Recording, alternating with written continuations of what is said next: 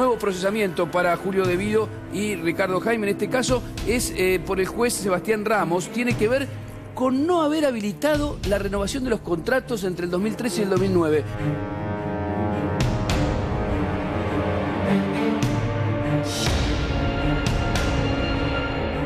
Fue una asociación ilícita. El jefe de esa asociación ilícita fue Néstor Kirchner. Luego esto lo toma Cristina Fernández de Kirchner y lo multiplica. Y la pregunta que me hacen es, ¿Cristina tiene que ir presa? Y lo que nosotros respondemos es, si en la Argentina hay justicia, ¿en serio? No hay otra opción que no sea esa. El señor Devido es el cajero, el más grande cajero del expresidente Kirchner y de Cristina Kirchner a lo largo del tiempo. El macrismo, gobernante desde el 11 de diciembre, nunca vi que tan rápido tuvieran procesos por tener plata en el exterior, por eludir y evadir, por tener funcionarios que tienen incompatibilidad con la función pública. Parte del financiamiento que se obtuvo para la campaña, fundamentalmente el que tenía que ver con el aporte de algunas droguerías, tenía origen ilegal, por lo tanto es una operación de lavado de dinero. Están procesados por lavado de dinero. ¿Esto quiere decir que tanto Capaccioli, Gramajo, Lorenzo, Torres, Brito y Solange Bellone tienen la posibilidad de acogerse a la figura de la ley del arrepentido? Podrían venir y hacerlo. En esta época de persecución y de intriga estamos siendo perseguidos brutalmente.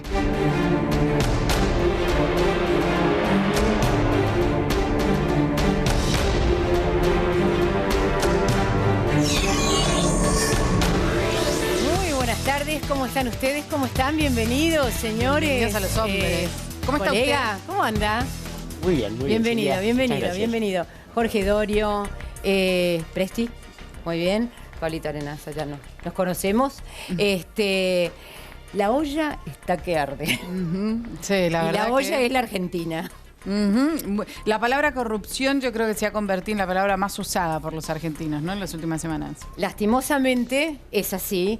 Pero como decimos siempre, hay dos caminos, ¿no?, que van corriendo. Uno tiene que ver con los grandes titulares de una justicia que se despertó y comienza a actuar, de una corrupción tremenda de la cual se hablaba y hoy estamos viendo que era realidad, pero también hay una realidad que es por donde va la gente y que tiene que ver con el aumento en las diferentes tarifas, con no llegar a fin de mes, con la inflación que no se logra encaminar del todo. Así que de esta Argentina vamos a estar hablando y discutiendo acá.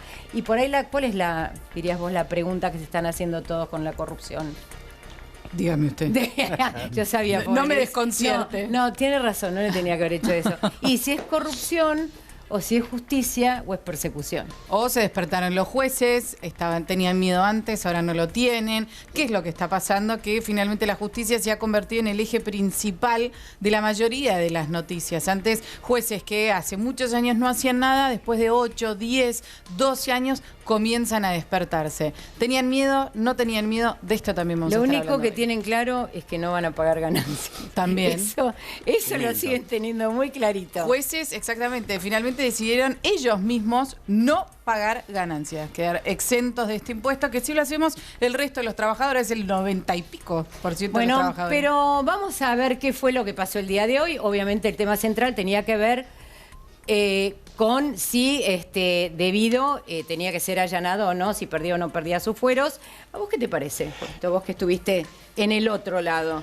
Yo estoy en el mismo lado de siempre desde hace muchos años, pero en el caso de los fueros, me parece que también hay una especie de desconocimiento general. Los fueros no significan impunidad necesariamente, los fueros significan la no posibilidad de detención del imputado, pero también esto no implica que no continúe la investigación. Así que ahí no hay nada que proteger. Entonces, ¿por qué se estaba discutiendo tanto? ¿Por qué crees que la gente...? Bueno, no sé qué es lo que vos decís. Bueno, creo que ahí hay un punto que tiene que ver, como con casi todas las cuestiones de la justicia, Silvia, que es una especie de desconocimiento supino y a veces estimulado también desde los medios de masas, ¿no?, acerca de cómo funciona la justicia. Una cosa es la justicia, no, creo que que ciertamente no está en el mejor de sus momentos.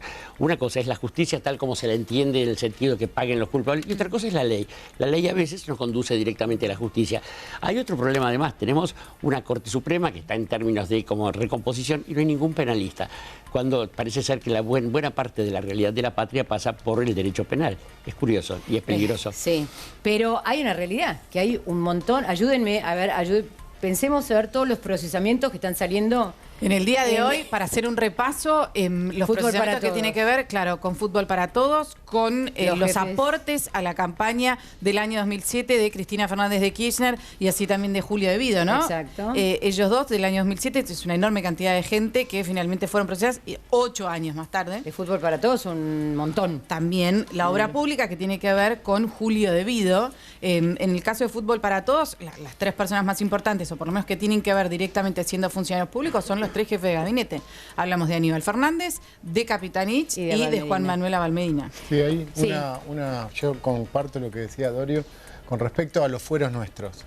Tanto Daniel como yo tenemos fueros y todos los diputados, tanto de la ciudad como de las provincias. Pero fueros, el tema de los fueros significa por lo que nosotros podemos decir, no podemos ser juzgados ni molestados por nuestras ideas, por nuestras denuncias. Pero es verdad que hay políticos como De Vido que utilizaban los fueros para defender. Bueno, no, De Vido no es el único, Menem también. Y muchos más utilizan los fueros para defenderse de este tipo de cosas. Si alguna persona tiene que investigarme, puede investigarme de lo que quiere por un delito o por una presunción de delito que haya sobre mi persona.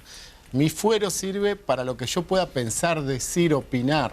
Que nadie me puede molestar por eso. Para eso tenemos los fueros, no para defendernos. Yo coincido con lo que dice Juan Pablo en ese sentido de los fueros, pero acotándolo al tema de autos vinculado con De Vido, simplemente ya es algo simbólico. Hay una norma específica que prohíbe el allanamiento de diputados nacionales. Lo que se trataba de hacer es autorizar, salvo que el Pleno o la Cámara de Diputados autorice. Lo que se hizo hoy fue justamente eso, autorizar y avanzar en un allanamiento sobre sus domicilios, que ya a esta altura en realidad, que exactamente, que a esta altura de la Suárez, como diría mi abuela, estaba en un convento a esta altura ya, ¿no? Porque... pero vamos a ver qué era lo que decía De Vido sobre esto.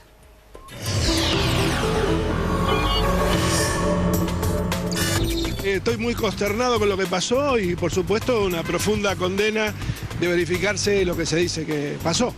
Así que yo no soy juez para jugar a nadie, pero estamos muy dolidos y estamos muy consternados. ¿Sabía de esta corrupción? No, para nada. ¿Por era su mano derecha? ¿Cómo? ¿Era su mano derecha? Eso es un comentario que hacen ustedes, no era mi mano derecha. Usted lo dijo en una... Yo era el Ministerio de Planificación. Estoy dolido y estoy indignado, pero no estoy preocupado. ¿Por qué está dolido? ¿Por qué está dolido, ministro? Por lo que sucedió. Usted lo conocía muy bien a López. Yo conocía a todos mis funcionarios, pero nunca estimé que podía estar en una situación de esta. Si lo hubiera sabido, lo hubiera denunciado. ¿No tiene miedo que él lo involucre en algo con la ley del arrepentido? Me ve temeroso, estoy acá hablando. Acá no hay ni mano derecha, ni viceministros. El Ministerio de Planificación tenía un ministro que coordinaba y planificaba, como su nombre lo indica, y 5 secretarías de Estado que llevan adelante las políticas para las que estaban designados. ¿A quién respondía? López. A la misión de funciones que tenían de su designación en el decreto de designación, nada más. ¿No era su mano derecha? No, yo no tengo mano derecha. La única mano derecha que tengo es esta. Pero se está evaluando hoy si me amparé en los fueros otorgados por la ley 25.320 para evitar un allanamiento en mi domicilio. Jamás he frenado un allanamiento o un pedido de requisitoria durante mis 12 años como ministro. Yo concurrí puntualmente cada día que fue citado a 3 indagatorias por primera vez en mi vida. Y todo se aceleró, obviamente, luego del 10 de diciembre en el marco de la persecución política a la que estoy siendo sometido. A ver, persecución política a la que estoy siendo sometido. ¿Usted me ve temeroso? Preguntaba hoy a los periodistas el ex ministro de Planificación, el actual diputado Julio de Vido. Preguntarte, Jorge, en algún punto Julio de Vido es el centro de un montón de funcionarios que, por mucho que trate de explicarnos y algo de manera confusa, él estaba en el centro de un montón de funcionarios que muchos tienen un procesamiento. O sea, es el ministerio que diría de lo procesamiento serio, importante. Hay una cosa en la que me permito disentir discutir con el diputado de Vido, que tiene que ver con lo que dijo cuando se demuestre. En el caso de José López, ya tuvimos en el Movimiento Nacional otro José López mucho más siniestro, no hablo de José López Rega, pero bueno, y en el caso de este José López es tal la obscenidad de la flagrancia del delito en que no hay que uno ni siquiera tiene que tomar el recaudo de decir, bueno, esperemos a que la justicia actúe porque se lo no hay presunción de inocencia. La presunción de inocencia posible en este caso. En cuanto a lo otro, yo creo que lo prudente, más allá de la lluvia de procesamientos que conducen al diputado de Vido, hay que esperar. Insisto que... Yo lo que te digo es, es el mejor chiste que escuché en toda la tarde, el tema que de Vido diga que hay una persecución política hacia él. Es tremendo. A mí también me suena bastante naif, si se quiere, o piensa que el resto de la ciudadanía es naif y el periodismo también. Es decir, ¿cómo es el organigrama del Ministerio de Planificación? ¿Cómo era el organigrama? ¿De quién dependía Y los López? secretarios de Estado, como López, dependen directamente del ministro. La Secretaría de Transporte en ese momento, cuando estaba Ricardo Jaime, también dependía de Vido, que después de lo de Jaime deciden pasarla al Ministerio Interior. Sí, de todas maneras, estos traspasos siempre están marcados por otro tipo de cosas. Hoy hubo una discusión también acerca de qué pasa con la UIF, ¿no? Y con este tipo de cosas, que hay algunas cosas que los compañeros del PRO deberán analizar pertinentemente. Pero a ver, pero yo creo que está bueno marcar las posiciones, ¿no? Sí. O sea, cómo piensan unos, cómo piensan seguro. los otros, y ver qué dice la ley. Además acá esto no es... todos los gobiernos pueden tener un hecho de corrupción. No somos, obvio. Siempre Lo tienen, de hecho lo tienen. Un funcionario, un secretario... pero la idea es que no haya. Pero, no, la idea es que no haya, pero todos los gobiernos pueden tener y hay que crear mecanismos para que no ocurra y para identificarlo rápido. Acá el tema es que desde que ellos gobiernan Santa Cruz hasta que gobernaron la nación, es una metodología que se repite a mayor presupuesto. El mayor presupuesto del Estado Nacional y de los estados provinciales, de todos los estados, pasa por la obra pública. Y casualidad, los mayores funcionarios, los mayores procesos pasan por los funcionarios que pasaron por el manejo de la obra pública. Entonces está muy claro, no es una metodología que se repite constantemente. Por eso yo, cuando Carrió dice es el cajero del principio, era el cajero en Santa Cruz cuando era intendente Néstor Kirchner de Río Gallego, cuando fue gobernador de Santa Cruz, y se repitió la metodología. Acá el problema es ese. No estamos hablando de un funcionario o de un secretario que se hizo el vivo y robó y hay que meterlo preso. Estamos hablando de una metodología utilizada y hecha a propósó para robar. Vos me estás diciendo, describiendo la palabra mafia. Claro, es una mafia. No solo eso, creo que es una acusación más grave la del amigo aquí, pero creo que hay otra cosa y tiene que ver con, a ver, lo de López, la culpabilidad de López es inexorable y todo lo demás. Ahora, de dónde salió ese dinero es un dato importante, hacia dónde iba ese dinero, quién le advirtió acerca del allanamiento y todo lo demás. Y podemos llegar a tener sorpresas. Pero vos sabés que a mí el tema de quién le advirtió me parece que es mínimo. Así se rompen los códigos de la mafia. Porque, es decir, eso en realidad me da igual, porque la verdad la milanesa es que los 8 millones de dólares estaban ahí. Seguro, sin la menor duda, pero ¿quién le advirtió? Digo, en el sentido que esto también implica el involucramiento con... Pero si hay un empresario... En el día de ayer mostramos nosotros un video de un militante que bajaba directamente un cuadro que tenía él en su casa de Néstor Kirchner, que con lo de José López, lo que explicaba este militante a través de un video que se hizo viral, que dejaba de ser justamente de alguna forma militar para este partido político. Hoy también yo creo que la votación de lo que pasaba en el Congreso con respecto a Debido tiene más una lectura política que algo que se pueda llevar a cabo, ¿no? La realidad es que le van soltando las manos. Mi pregunta es bastante concreta. ¿Estás dolido? No, ciertamente eso quería aclarar. Yo no me siento ni dolido ni manchado en este sentido, en la medida en que, igual que los millones de personas, de argentinos, que acompañaron el proyecto del Movimiento Nacional y un destino de país determinado, que no desconfío que las fuerzas opositoras, o sea, ahora oficialistas, tengan una idea de un país mejor. Digo, todos los que no estamos involucrados en ningún delito, y estoy hablando de los gabinetes que pasaron, no solamente de los militantes y de los millones de personas que votaron al kirchnerismo y siguen Pero cuando creyendo defendiste todos estos años, ¿no? Los últimos años, un montón de cosas que hizo el gobierno anterior, no decís, pero yo no puedo creer que esto haya pasado. No, porque además Cristina, Néstor y Cristina, me parece a mí, yo no siendo kirchnerista, eran como, yo los escuchaba hablar a todos, que lo veíamos en Intratables, era como que lo que diga la jefa, lo que diga el jefe, lo que diga... Entonces era como que iba más allá del proyecto, iba más al líder que al proyecto. Y yo no sé si la gente sigue proyectos o sigue a los líderes? A ver, si los líderes no tienen que ver con el proyecto, eso se desarma fácilmente y se desarma rápidamente, como ya hemos visto muchas veces en la historia argentina, desde mucho antes de este siglo, incluso, y todo lo demás. Lo que quiero decir es que, además, el seguimiento y la adhesión a una determinada causa se manifestó en obras concretas. De hecho, también la obra pública, no hay que negarlo. Quiero decir, hubo un renacimiento de la industria, tenemos las centrales, tenemos ARSAT y un montón de cosas más que se hicieron.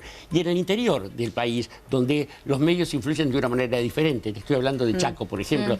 Yo he viajado los últimos 7 años por todo el país con el Plan Cafecultura dando charlas de historia y he visto cómo iban cambiando la vida en algunas provincias y en otras no, ciertamente. Sí. Ahora, también hay que reconocer que el Poder Ejecutivo, ejercido por Néstor y por Cristina, muchas veces se adelantó a fervores populares que después siguieron. Estoy hablando de leyes que también provenían de otros lados, como la ley de matrimonio igualitario.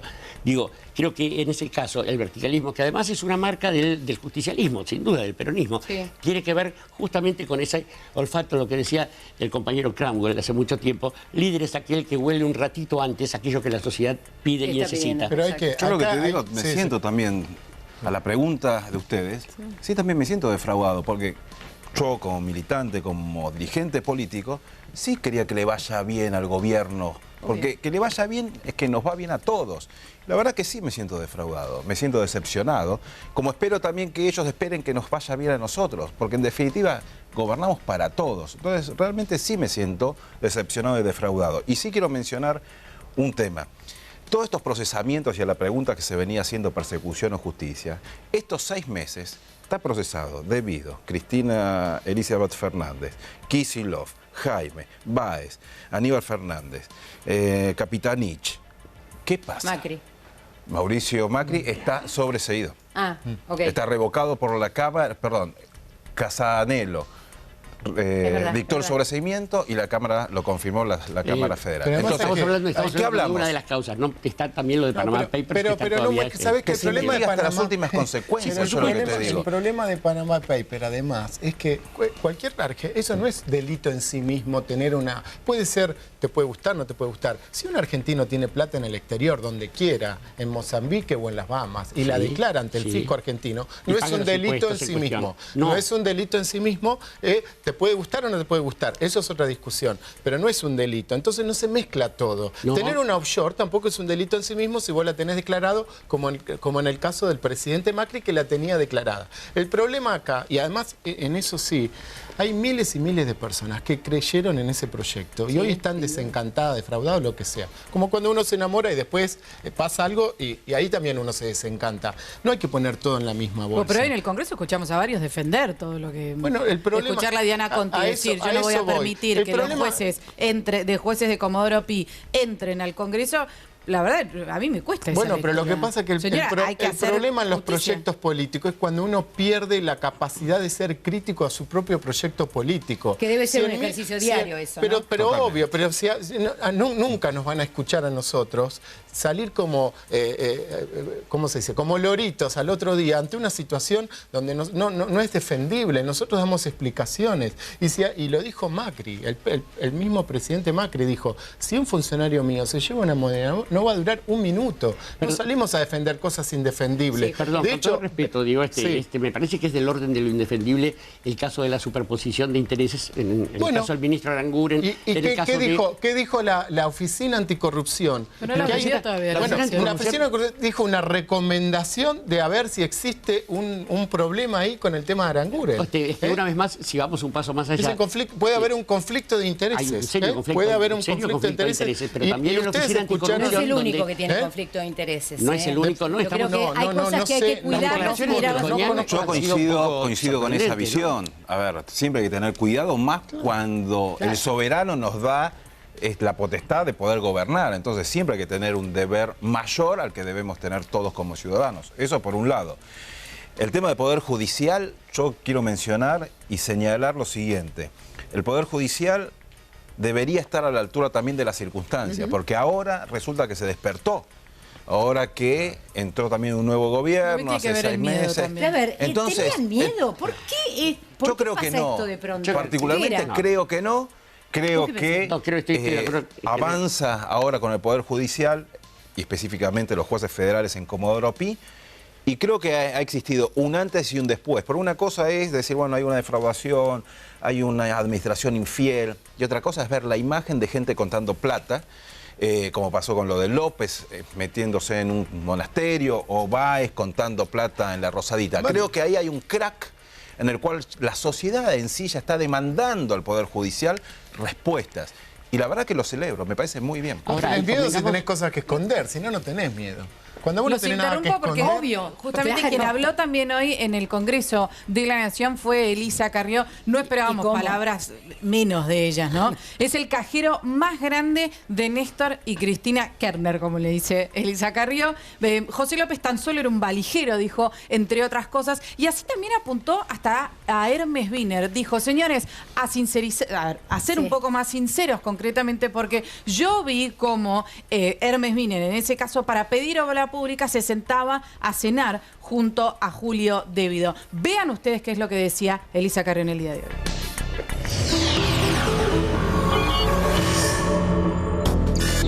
Usted sabe que no se trata, y le estoy hablando al Frente para la Victoria, que yo no hablo con oportunismo político. El huevo de la serpiente es la complicidad absoluta del Parlamento Nacional a lo largo de los años para otorgarle poderes extraordinarios a los poderes de turno. Y así estamos. Yo fui la que dije que efectivamente Devido era cajero de Kirchner en el año 2004. Y lo repetí y lo repito. El señor Devido es el cajero, el más grande cajero del expresidente Kirchner y de Cristina Kirchner a lo largo del tiempo. Y López solo es el valijero, como lo era Uberti. Pero ¿saben qué pasa, señor presidente? Yo creo que esto huele a hipocresía. ¿Cuántos de todos los que están acá cenaron con Devido para pedirle obras públicas? No voy a hacer leña del árbol caído. Y yo quiero justicia y condena para el señor Devido, para todos los que denunciamos por asociación ilícita. Hay algunos errores retóricos que vale la pena. Cuando dice esto huele a hipocresía, se está refiriendo a su propio discurso. Digo, a ver... Parece lo que le decía Devido hace algunos años a Carrió cuando la denunciaba. Carrió también lo trató de narcotraficante a ¿sabés qué Massa? pensaba, Jorge? Sí. Vos sos un tipo con 40 años de ejercicio ilegal del periodismo. Sos profesor en la universidad, sos historiador. Yo quiero saber cuál es tu mirada de todo esto. Lo más sincera posible y lo más imparcial posible, un poquito dejando el corazón de lado. No, no hay que dejar el corazón de lado, eso es lo que le dijeron a Lavalle para que lo fusilara el Orrego. Pero, a ver, Silvia, quiero decir, la defensa, aquí hay en general dos proyectos antagónicos que fueron los que conformaron la patria. Y esto tiene que ver también con la lectura de la historia. Yo he insistido muchas veces con este asunto. A mí no me sirve el revisionismo si es para cambiar una figurita por otra y hacer esa lectura. Pero tampoco sin está bueno, integrarla. hay dos antagónicos. No, proyectos antagónicos en el sentido, estoy hablando en el sentido más amplio de lo que son ciertos principios como la soberanía nacional. Entiendo también que desde el PRO se entienda la soberanía desde otros lugares en términos de proyectos económicos, pero lo que quiero decir es que la defensa irrestricta que he hecho yo del proyecto kirchnerista, igual que, insisto, millones de personas menos expuestas que nosotros, ha tenido que ver con una idea que no está anclada solamente en el presente, sino también en el pasado. Digo, para ir a algo que también es traumático para nosotros. El peronismo logró un montón de cosas buenas para los trabajadores, para la gente más humilde, se lo demonizó, pero para vos se lo es lo mismo peronismo que kirchnerismo. Pero eso te voy a decir, ahora son peronistas o kirchneristas. ¿Para vos sí? No, yo soy peronista y soy kirchnerista. Claro, porque estás jugando y estás volviendo entonces a tu fuente, que es el peronismo. Sí, claro, ciertamente, pero no lo niego. Eras kirchnerista, ya no sos más kirchnerista. No, sí, lo sigo siendo. Está diciendo que es peronista y kirchnerista. El kirchnerismo logró un avance del peronismo en el sentido de muchos prejuicios excluyentes que el peronismo tuvo hacia sectores de izquierda. A menos de que los sectores de izquierda no tuvieron empacho en marchar también con el embajador de Estados Unidos, lo que todos sabemos. Ahora, ¿para vos no está muerto el kirchnerismo, Jorge? ¿Cómo? Para vos no está muerto. Fue Parrilli la semana pasada que dijo, no estamos tan enterrados. ¿Vos pensás igual que él? Digo, para estar medio enterrados, supongo que es alguien que está jugando en la playa, quiero decir, no hablo de enterrar. Textual de Parrilli. Salvo las cosas que hace López, no se entierra a nadie si no está muerto. Y creo que lo que no está muerto es aquello que fue el motor del kirchnerismo. Fíjense una cosa, hablábamos de la justicia, un movimiento que fue el que causó la primera riqueza, el que amplió la riqueza electoral del kirchnerismo, fue la reforma de la Corte Suprema, con una Corte Suprema que creo que podemos recordarla como una Corte de lujo, la forma en que se eligieron sus miembros. Estoy hablando de la que suplantó a la Corte de los Milagros del menemismo. Bueno, eso se degradó a tal punto que tenemos una Corte en la que cuando termine el mandato de la doctora Hayton de Nolasco no va a haber mujeres, donde no hay penalistas, donde una vez más tenemos esta sospecha, esta certeza de que la justicia tiene parcialidades políticas. Pero tiene que haber una corte de excelencia, como creo que vamos a tener. Pero además tuvimos. tiene que haber justicia para abajo. Independiente. Como tiene que haber justicia para ¿Están de acuerdo abajo. Yo creo que la corte que tenemos y las dos personas que se nombraron para la corte son excelentes. Puede haber una tonalidad diferente, que sea mujer, que sea hombre. Pero la justicia no pasa únicamente por una corte espectacular, o como vos decís, con mujeres. Eso no es únicamente las mujeres me parece justicia. Por favor, tampoco hagamos un gesto despectivo pero lo que yo digo, es muy lindo tu discurso, pero cuando uno analiza los últimos 12 años, no se va con la realidad, no ve uno. Cuando uno te escucha, dice, mirá qué bueno ese proyecto. Si yo fuera extranjero diría, compro ese proyecto. Cuando uno ve la realidad, ¿cómo te bancaste durante 12 años tener que defender cosas que eran indefendibles? El problema era eso, el problema del kirchnerismo era eso. Una vez más, la Corte Suprema, que crítico de mi propio gobierno, hay cosas que no me gustan y las digo, como Daniel y como todos los dirigentes del PRO, no nos gusta algo y lo decimos. Bueno, está bien, pero hay cosas que les gustan y que son complicadas. Hablo del lugar de Sturzenegger. Hablo el otro día en el mismo avión viajaban nuestro ministro de Hacienda, Alfonso Prat-Gay, y viajaba Arbizu. Me gusta que digas nuestro. Me encantó. Me gustó que digas nuestro. Muy bien. Nuestro presidente una cosa Mauricio que alguien del Movimiento Nacional no pierde nunca es su conciencia de argentinidad, querido Chemi. Nosotros tampoco, porque nosotros tampoco. Porque pero a veces nos hacen quedar como que vamos por los intereses extranjeros. Es una locura eso. Bueno, la división de Argentina, nosotros la confesión de Melconian, acerca de su... Pero es un problema de Melconian y me parece, yo no tengo nada y si tuviese, lo voy a tener acá porque yo creo en mi país, independientemente del gobierno que sea, porque sé que los gobiernos pasan y el país queda y la gente queda y lo que somos como argentinos queda. Menos el dinero, que hay 400 yo creo que Melconian, mira, te voy a decir algo, yo creo que Melconian hace mal, y soy del PRO y creo en este proyecto. Yo creo que Melconian tiene que agarrar y decir, miren muchachos, todos los argentinos que tengan plata en el exterior, tráiganla porque en este país se va a poder invertir, se va a poder hacer proyectos productivos, se va a poder originar trabajo. Eso es lo que creo yo. Fantástico. Yo también creo en eso, no lo descalifica Melconian. Muy bien. Pero señores, la verdad sea dicha, no es que los argentinos sean malos ciudadanos de la Argentina, que por eso se llevaron la plata afuera y mala vida. No, es gente que está escaldada de tantas veces que le metieron la mano en el bolsillo. No había seguridad jurídica. Pero exactamente, que tiene que ver con la seguridad jurídica. Bien, convengamos que junto a eso, y en esto estoy de acuerdo, de la ausencia de una seguridad jurídica que tiene que ver, además, insisto, la reforma de la Corte Suprema no fue acompañada por una reforma del sistema judicial hacia abajo. Bueno, yo coincido con lo que vos decías. El tema de la Corte, a mí me parece que era... ¿Se dan cuenta que coinciden más cosas que las que están enfrentados? El tema de la Corte, el kirchnerismo implementó un procedimiento, la verdad, muy bueno, donde había audiencias públicas y demás. Zaffaroni, con el cual yo también soy penalista y no comparto sus teorías garantistas y demás, pero reconozco que es un excelente jurista. Entonces sí lo reconozco. Como también son excelentes los nuevos 2 integrantes de la Corte, y yo celebro que se haya avanzado de esa manera. También se hizo el mismo procedimiento y el Senado es el que los nombra a propuestas, y por supuesto el Poder Ejecutivo con acuerdo del Senado. Los senadores del país.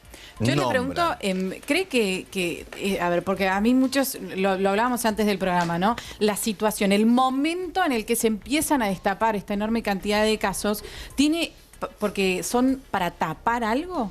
La cantidad de procesamientos que enumerábamos antes. No creo, yo creo que es tan repugnante, tan impune, que empieza a surgir solo.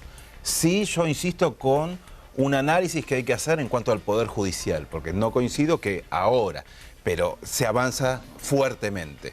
Sí creo que estaba tan desmadrado todo que desde alguna especulación del Poder Judicial, bueno, ahora surge y se investiga de determinada o con profundidad con los procesamientos y demás. Jorge, Eso ¿vos es lo notás que lo mismo que los jueces antes no hacían nada y ahora sí? No, digo que en todo O que caso... convengamos que había una justicia... que había una justicia complaciente. Sí. Lo que quiero decir es que la justicia no complaciente con el kirchnerismo empezó a funcionar meses antes de la terminación del mandato de Cristina Kirchner. Y que también hubo cosas que ¿Complaciente con quién era la justicia? Complaciente con el poder, como suele ser buena parte de la justicia a lo largo de la historia de la patria. Lo que quiero decir es que también hay cosas como la convocatoria de la expresidenta por la cosa del dólar futuro, y en esto coincidiremos que también hubo actitudes criticables de parte de gente vinculada al oficialismo, que fue la que se enriqueció. Se empezó a buscar una lista de funcionarios kirchneristas y se encontró...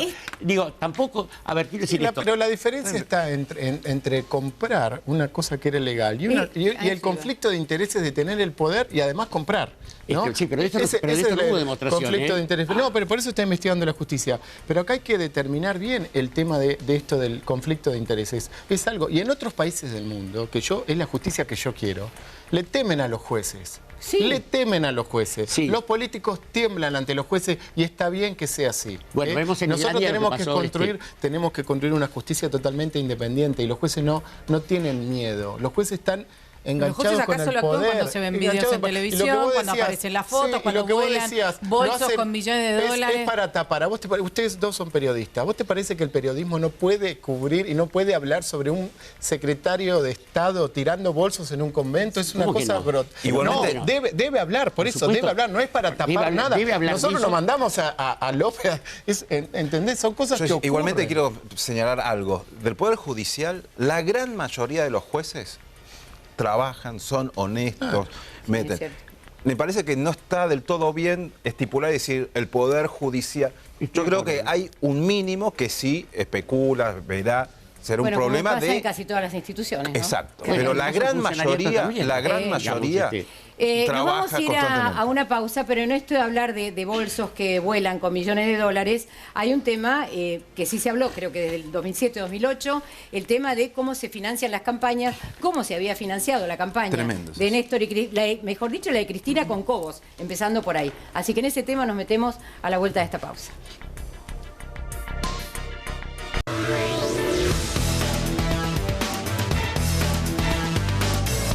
Y uno siempre ha dicho que en realidad la corrupción existe en todas partes del mundo. Hay países más y menos corruptos. No existe uno que sea absolutamente limpio. Pero convengamos que uno tiene que tratar de vivir en un país lo más limpio posible.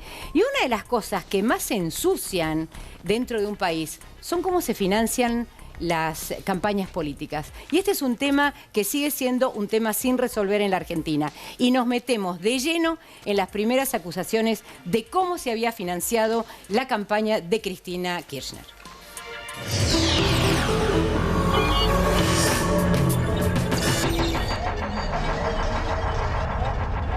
Procesaron a exfuncionarios K y empresarios por lavado de dinero en la campaña de Cristina en 2007. Sabemos lo que falta, sabemos cómo hacerlo.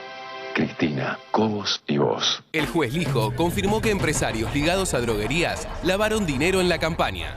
Exfuncionarios como Héctor Capaccioli, Sebastián Gramajo y empresarios como Solange Bellone, viuda de Sebastián Forza, una de las víctimas del triple crimen de General Rodríguez, están procesados. Cristina con Cobos, el gobierno con la gente. ¿Otra vez la justicia sobre Cristina? Capaccioli era el recaudador, fue lo que dijo el juez Lijo durante todo el día de hoy. Así también que cada uno de los implicados puede acogerse a la ley del arrepentido, ley de la que vamos a estar hablando seguramente también en el día de hoy, y que la modalidad era concretamente entregar los cheques recibiendo a cambio, por supuesto, un recibo, y que allí ya se empezaban a cubrir los saldos negativos que tenían alguna de estas empresas que financiaba, o que por lo menos en ese momento intentaba financiar la campaña. ¿Qué fue lo que se dio cuenta el juez? Señores, esta empresa no puede financiar la campaña porque tiene saldos negativos. Hablamos de 886.000 pesos, era más o menos lo que daban cada una de estas empresas. Llegó el procesamiento, como veíamos recién, de Héctor Capaccioli, así también Héctor Capaccioli, que además era la cabeza de la Superintendencia de Seguros de Salud. O sea que acá tenés una mezcla que es casi una bomba. Estamos hablando de mafia de medicamentos, de superintendencia, de laboratorios, de industria farmacéutica, de muertos, de 3 muertos. O sea,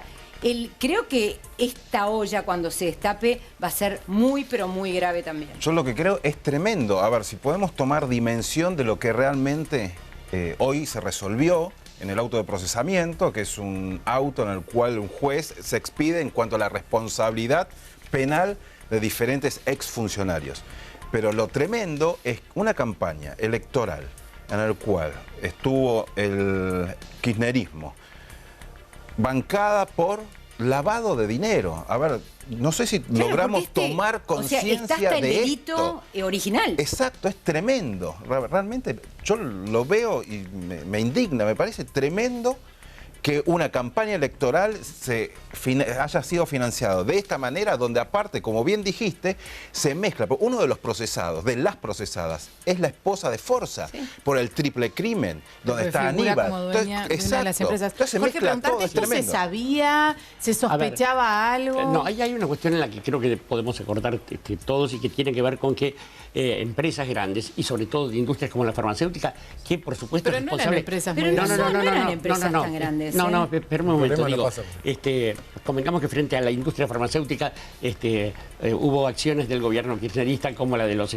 medicamentos, los de no las grandes marcas, etcétera.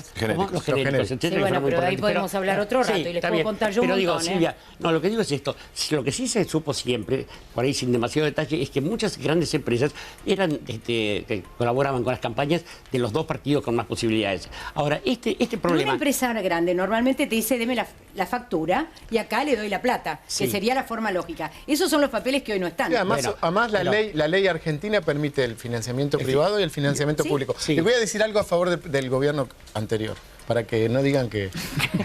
esto me hace temblar. Mira. No, pero voy a decir algo y vos vas a estar de acuerdo.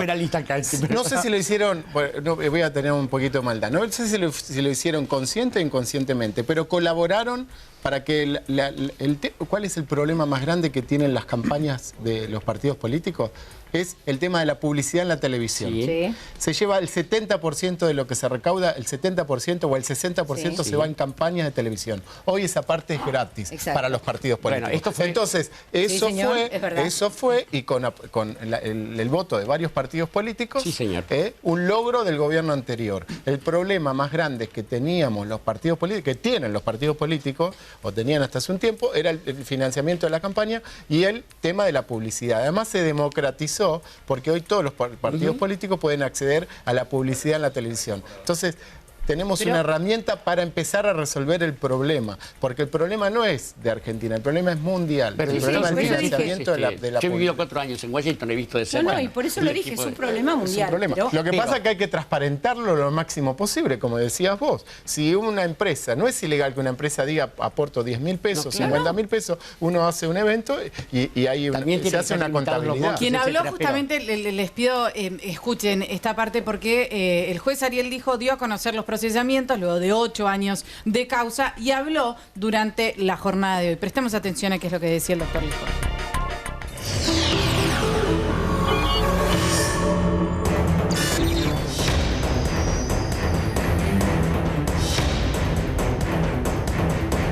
Parte del financiamiento que se obtuvo para la campaña, fundamentalmente el que tenía que ver con el aporte de algunas droguerías, tenía origen ilegal, por lo tanto es una operación de lavado de dinero. Ninguno de los aportantes tenían capacidad económica para hacer los aportes que hicieron, ¿sí?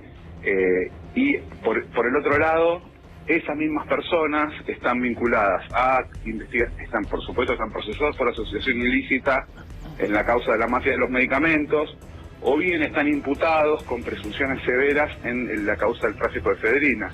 Lo que pasó es que se utilizó plata de origen ilegal en una actividad legal, y eso es una operación de blanqueo. Lo que está probado en el expediente es que las personas responsables y las que estaban en conocimiento de esta situación eran las que fueron imputadas y las que están procesadas. Después de todo este tiempo, no tenemos prueba de que el resto estuviera al tanto o haya apañado o haya consentido esta situación. Están procesados por lavado de dinero. Esto quiere decir que tanto Capaccioli, Gramajo, Lorenzo, Torres, Brito y Solange Bellone tienen la posibilidad de acogerse a la figura de la ley del arrepentido. Podrían venir y hacerlo. Bueno, muy bien, esas eran las palabras del juez Lijo. Le doy la bienvenida a Andrés Guzmán, diputado nacional por Córdoba del Frente para la Victoria, Movimiento Evita, pero ya Que no no es más Frente para la Victoria. ¿no? Ya no más. ¿Peronismo para la Victoria es ahora? Exactamente, hoy armamos un nuevo bloque, Peronismo para la Victoria. ¿Por razones como la que acabamos de escuchar, por ejemplo? Sí, yo diría que eso es una foto, ¿no? Hay todo un proceso que nosotros hemos venido discutiendo en cuanto a la política. ¿Cuánto hace? Y hace ya varias veces. En realidad, después de la derrota electoral, nosotros creemos que faltó una autocrítica profunda de nuestro espacio político y eso es de lo que de alguna manera también zanjó la posibilidad de regenerar nuestro espacio político, generar alianzas y generar un arco opositor que realmente también pueda enfrentar las políticas de ajuste. O sea, Andrés, Macri. ¿ustedes directamente no quieren tener nada que ver con el kirchnerismo? No, nosotros reivindicamos a las políticas del kirchnerismo, la adquisición de derechos de todos estos años, el liderazgo de Néstor y después de Cristina, pero hoy es otra etapa, venimos de una derrota electoral donde se ha fragmentado muchísimo y nosotros creemos que esto es un aporte también para plantear nuevos desafíos y una agenda concreta que hoy la gente tiene, la está poniendo sobre la mesa, que son los tarifazos, que son el desempleo, que es la devaluación, y que eso tiene que tener un correlato en el Congreso y creemos que es la forma, al parecer nuestra forma o la que encontramos para poder expresarla, ¿no? Y bienvenido Ángel Rosa, senador y presidente del bloque de senadores de la UCR. Del Interbloque Cambiemos. Y ahora Interbloque Cambiemos, exactamente. Eso que veíamos recién, ¿no? De cómo se financió la campaña en ese momento. ¿Tenían idea de qué pasaba en la financiación de la campaña, que en ese momento estaba Cobos también? Bueno, había comentarios. En el mundillo político siempre hay comentarios de todo tipo. Había comentarios de que había financiamiento de la campaña política que podía tener algunas dudas sobre el origen del dinero, pero más de allá no se conocía en esa época. Y este es un tema... ¿La denuncia no llegaba más allá del comentario? Bueno, después vino la denuncia. Claro. Pero este es un problema, digamos, grave en la vida de los partidos políticos, el tema del financiamiento de las campañas y el sostenimiento de los partidos políticos, ¿no? Yo creo que en los grandes países desarrollados del mundo, el Estado es el que sostiene la vida y el desarrollo institucional de los partidos, capacita a sus dirigentes, sus jóvenes, por supuesto con estrictos controles, y lo mismo que las fundaciones. Ahora, pero esto de los estrictos controles yo creo que es lo que faltó. Sí, pero termino con esto, ¿no? Pero acá en la Argentina, lógicamente, como los controles normalmente no funcionan nunca, entonces la gente se resiste. La gente se resiste a que haya aportes estatales a los partidos políticos. En realidad tiene que haber aportes estatales para que haya mucha transparencia y controles estrictos, pero en un país que prospere de otra forma. Bueno, vamos a poner todas las cartas sobre la mesa, tratemos de terminar con los otros procesamientos que hubo en el día de hoy que tienen que ver con los de Fútbol para Todos.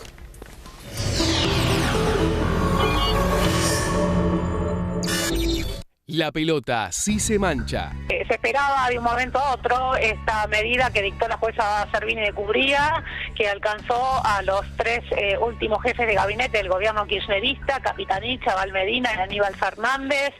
La jueza consideró probadas las irregularidades en el programa de Fútbol para Todos. Allanaron 25 clubes para verificar el destino del dinero del Fútbol para Todos.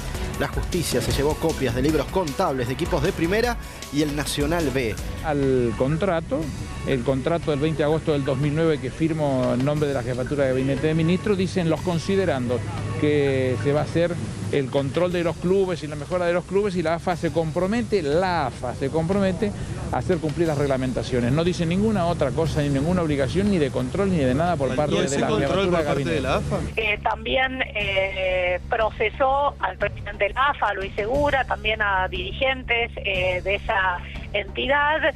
Y es un fallo muy extenso, básicamente se basa también en un estudio de la Auditoría General de la Nación que señala que existió por parte de la Jefatura de Gabinete millones declarados como gastos que no tienen respaldo. Los imputados lo niegan. La jueza afirma que hay pruebas. ¿Procesamiento para todos? Veíamos recién Aníbal, Capitanich, Abal Medina y por supuesto otros dirigentes de diferentes clubes. Concretamente lo que escuchamos también por parte de Aníbal Fernández es que ellos no podían seguir el dinero una vez que la jefatura de gabinete decidía entregárselo a la AFA. El problema que establece justamente, o que lo que vio Servini de Cubría, es que ese dinero llegaba a manos privadas, concretamente a financieras. 179 millones de pesos. Ahí eran donde se cambiaban los cheques que entregaban. Ahora, en el camino, pero preguntarte, Jorge, Sí. Viendo todo esto, todo el resumen que hicimos en un día intenso, semanas intensas que tienen que ver con los diferentes procesamientos, aquellas personas que votaron el kirchnerismo en las últimas elecciones, a ver, ¿qué les queda hoy? A ver, bueno, no. ¿En qué creyeron? Creyeron en lo que habían visto desarrollar durante 12 años. Digo, creo que es muy fácil en este momento avanzar en discusiones con chicanas. Yo, sinceramente, trato de ser educado y pido lo mismo, en el sentido en que los millones de personas que votaron la continuidad del proyecto kirchnerista, lo que votaron fue la continuidad de los logros y avances y conquistas de derechos.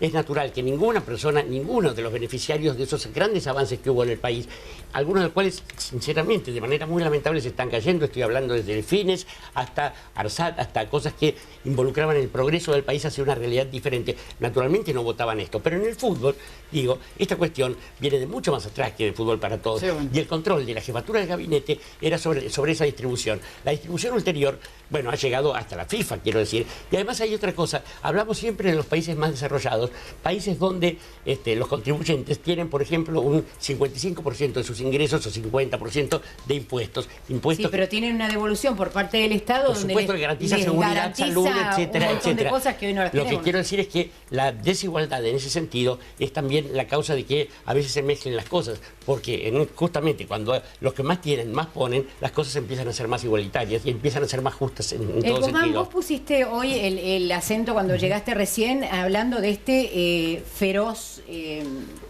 programa que está aplicando el gobierno de Macri. ¿Cómo lo ves vos desde tu lugar? No, con mucha ¿Vos creés preocupación. que todo está mal, que no se necesitaba un sinceramiento como el que está haciendo, que tenía que haberse hecho de otra manera? No, a ver, se le llama sinceramiento, en Europa se le llama austeridad, hay una situación global, digamos, que indica eso, pero me parece que se ha efectuado en una manera de shock, que ha sido muy grave para los sectores medios, para los trabajadores, para los sectores populares, y lo que más sufren. Teníamos sectores con pobreza, nichos de pobreza que no habíamos podido de alguna manera llegar, y esos sectores, digamos, están muy mal, y hay una situación muy difícil. Ahora, no hemos visto políticas que vayan directamente a esos sectores donde podamos apoyar, o no hemos visto también, digamos, algunas medidas que puedan generar algunos paliativos. Lo que ha habido es una transferencia de recursos extraordinaria de los sectores medios y los trabajadores hacia los sectores más ricos y concentrados. Y eso es lo que nos preocupa. Estabas haciendo no. Yo decía no. Lo cierto es... Yo también digo no. No logro entenderlo. ¿Tres que dicen que no o dos que dicen que no? No, tres. Tres, ok. La mayor transferencia de recursos del Estado a los sectores más desposeídos y a los sectores que más lucharon durante años para tener un poco de justicia es el tema de los jubilados, por ejemplo. Este gobierno, todas las medidas que realizó este gobierno apuntó a los sectores que menciona el diputado. ¿Cuál? Todas. El tema de los jubilados, por ejemplo. Pero hay un recorte del 20% ¿Por qué en la jubilación? la gente no está sintiendo eso exactamente? No, y hace 6 meses... Hay una cosa que me parece que es y la pensión por vejez es descontarle el 20% sacando la moratoria. Digamos toda la verdad. No, pero la moratoria no sale. No, la moratoria continúa.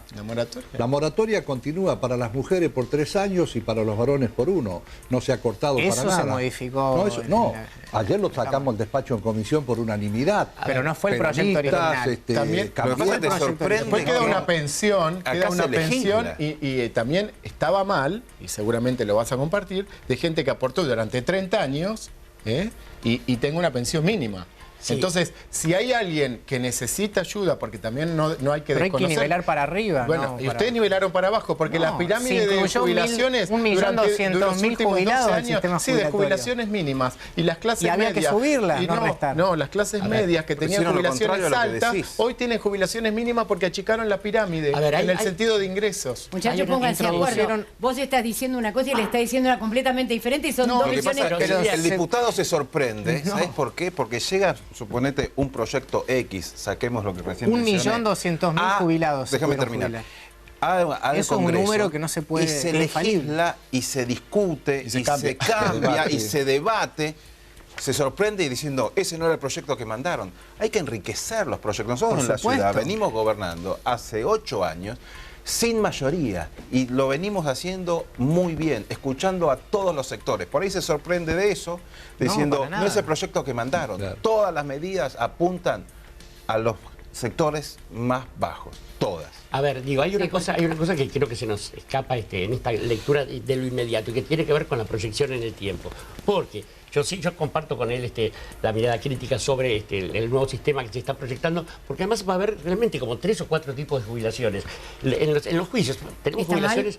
Yo no entiendo nada de eso. No, va a haber jubilaciones, pero va a haber pensiones. Justamente. No, va a haber un ingreso ciudadano a la vejez como funciona en Europa. Pero a ver, claro, ustedes esperaban que la persona mayor se muera. Pero digamos, esa es la foto. Esa es la foto. Esa es la foto. Igual pero si yo vamos de a uno. Minuto. Por favor. De a uno. A ver, por favor. Si yo devalúo... Rosa, que fue el que menos habló. Vamos a darle a Rosa. Y que lo trató hace poco. Y respetuosamente me parece que hay un error. Le digo porque ayer tratamos en comisión, 4 comisiones en conjunta y votamos prácticamente por unanimidad todas las fuerzas políticas.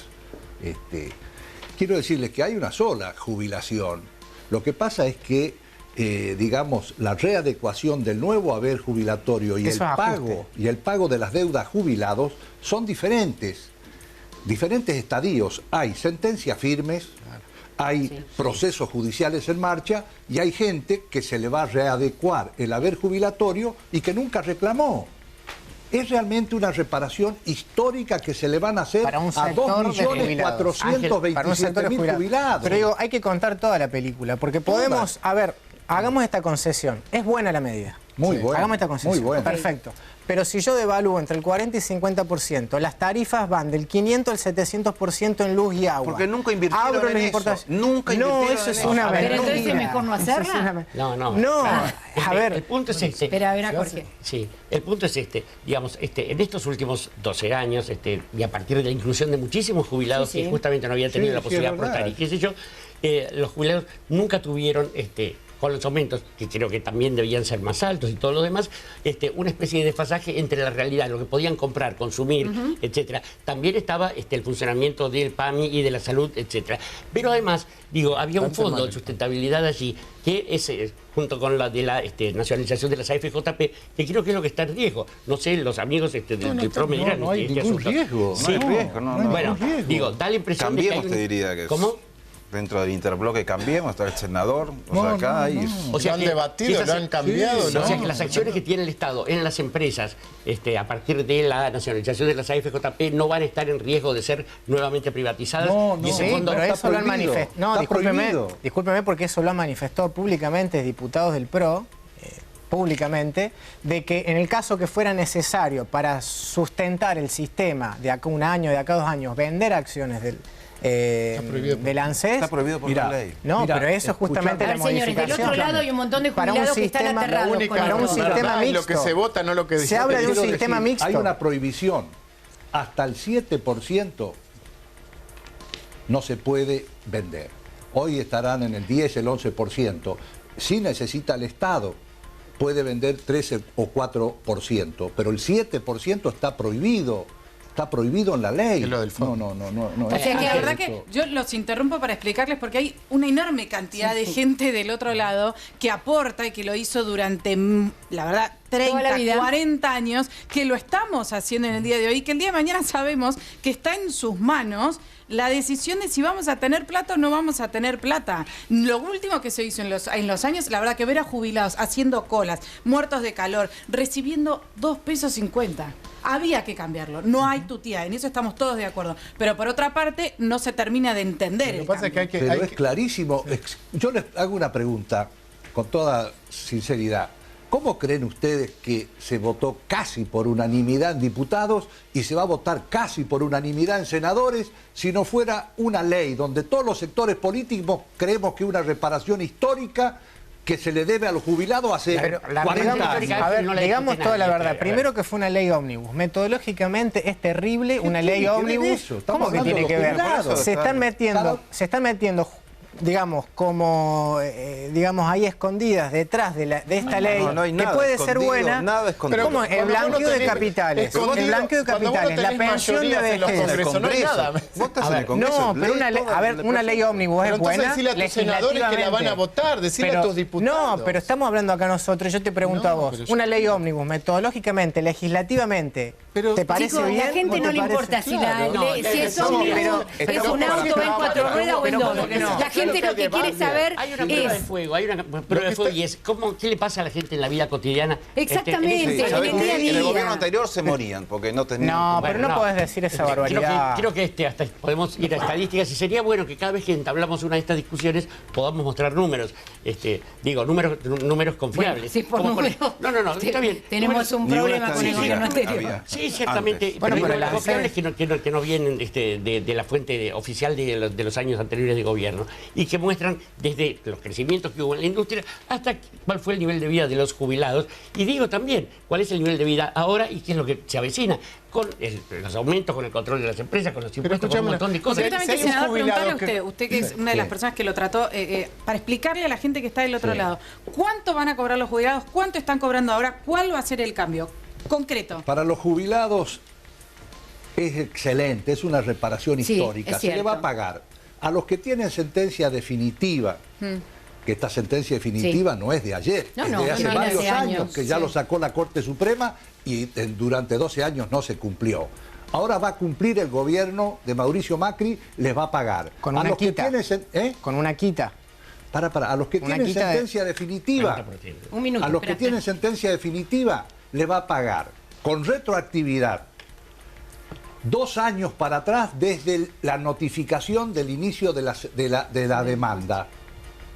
A los que tienen sentencia definitiva. Los que están en proceso judicial... ¿Cuánto se calcula que hay ahí? Depende. 60.000 jubilados. Okay. Después hay 300.000 en proceso judicial. Sí. A eso les reconocen desde 48 meses, 4 años para atrás, se le va a pagar retroactivo la deuda que tiene el Estado Nacional. Y a los que se incorporan ahora, que nunca reclamaron, a partir del 30 de mayo en adelante se les readecúa con un aumento aproximadamente entre el 40 y el 45% de aumento en la readecuación de los haberes. ¿Cuál es la diferencia central? Concretas. Hay jubilaciones, va a haber jubilaciones en esta reforma de 300.000 pesos, ¿o no? No. ¿Cómo? Hay jubilaciones enormes de una mesura. No, es el 0 punto nada. Bueno, no, pero me encanta saber, ¿quién gana 300.000 de jubilados? Bueno, la expresidenta gana 240.000 por mes. Entonces, expresidente. Ok, a ver, Menem gana eso también como jubilación, Dualde también, los 5 presidentes que tuvimos en... No, ellos creo que no. Pero digo, todos los expresidentes, además de no pagar impuestos a la ganancia... No es nada, el de la pirámide no es nada. Acá lo concreto es que todo este dinero va a ir a la plata, porque la gran diferencia de la otra reforma es que la plata iba al gobierno. Acá va la gente va a recibir 250, 60.000, 30.000, lo que le corresponda, y automáticamente, porque además está comprobado en todo el mundo, todos los estudios económicos lo dicen, esa plata va a ir al consumo, va a mover la economía, la gente va a ir y va a comprar. Y bueno, el mercado interno de que tanto durante tantos años se habló. El problema es que si hablamos en términos porcentuales está todo bien, pero si sabemos que ese jubilado que va a recibir este aumento y este beneficio tiene un nivel de precios absolutamente descontrolado. Pero ese no es solo el jubilado, somos todos los que estamos pero la inflación no es nueva, la inflación no es nueva. No, ustedes la empezó empeoraron. el día de diciembre. El año pasado, ¿cuánto hubo de inflación? ¿35, pero 36? Ustedes la empeoraron en la inflación. Ustedes la empeoraron. No. A ver, hay lo que no se dice en el pago de los juicios de los jubilados es que a los jubilados que iniciaron los jubilados que iniciaron juicio se les paga con una quita del 30% y los que no iniciaron juicio con una quita del 60%. Es decir, estamos pagando los juicios a un sector, ¿no? Por otro lado, Sacamos la pensión por la vejez, que es un recorte encubierto de un 20% de la jubilación. Y le pagamos con plazo. Le pagamos con plazo. Un minuto, que Rosa dice que no. Con plazo. Se le paga una parte ahora y en cuotas en 3 años el resto. Tenés una equivocación conceptual tremenda. Una cosa es la jubilación, que es, yo aporto durante 30 años y después cuando tengo una edad me pagan parte de mis aportes. Eso se llama jubilación. Lo que está haciendo Mauricio Macri es a los 65 años a gente que nunca hizo un aporte. Que debería entrar por la moratoria. Que nunca en su vida hizo un aporte. Y no es culpa de la gente, desde luego. Seguramente trabajaron en negro, lo estafaron. Mauricio Macri le dice, a partir de ahora van a tener plata en su bolsillo. Le paga un 20% menos de la mínima. Les pido perdón, tenemos que entregar. Se nos acabó. Exactamente, se nos acabó el tiempo. Hasta acá llegamos. Segundos para las 7 de la tarde. Espero que si usted es jubilado como yo, haya entendido algo. Hasta mañana, muchas gracias por habernos acompañado. Los espera Telenor Central hasta mañana, Dios mediante.